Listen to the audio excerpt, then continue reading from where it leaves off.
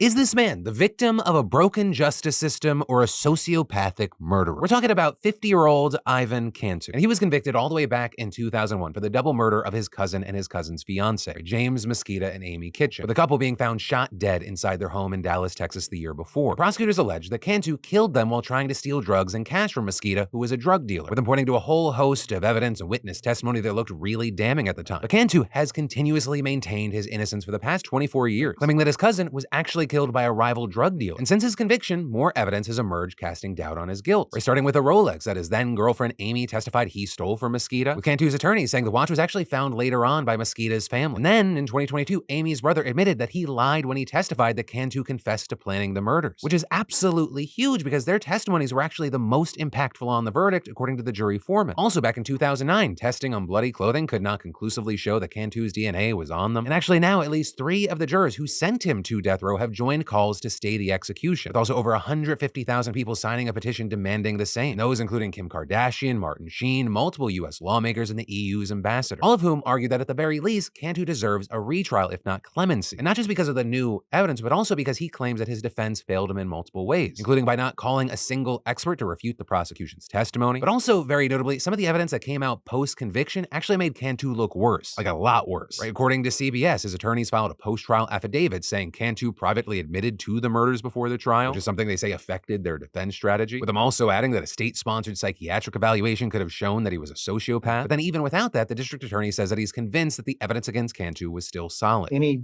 number of things, including his fingerprint directly marked on the magazine of the firearm that he used in the murders, the presence of the victim's DNA on the firearm that had his print on it, the victim's DNA on the bloody clothing found in his apartment. And so what we ended up seeing this last Tuesday as both state and federal appeals courts denied Cantu's request to stay the execution, leaving Cantu's life in the hands of the only person who could give him a reprieve, Texas Governor Greg Abbott. And he did not do that. So yesterday at 6:47 p.m., with protesters outside, Ivan Cantu was finally put to death, with him reportedly strapped into a gurney and given a lethal injection, which also is a method of execution that is especially controversial because of the potential to cause agonizing pain. Which actually, on that note, coincidentally, at the same time that Cantu was put to death, another death row inmate was being strapped down in Idaho. But reportedly, 3 different medical team members tried and failed 8 times to give him the lethal injection, either because they couldn't find a vein, or they could, but they had concerns about vein quality. So they ended up attempting sites in his arms, legs, hands, and feet, but all to no avail. So he is still alive and also very lucky because Idaho says that it's not going to try again before his death warrant expires, meaning we'll have to either obtain another warrant or he's just going to keep on living. But I'll close this by bringing this back to Ivan. What are your thoughts on this specific case, as well as what are your thoughts on the death penalty these days?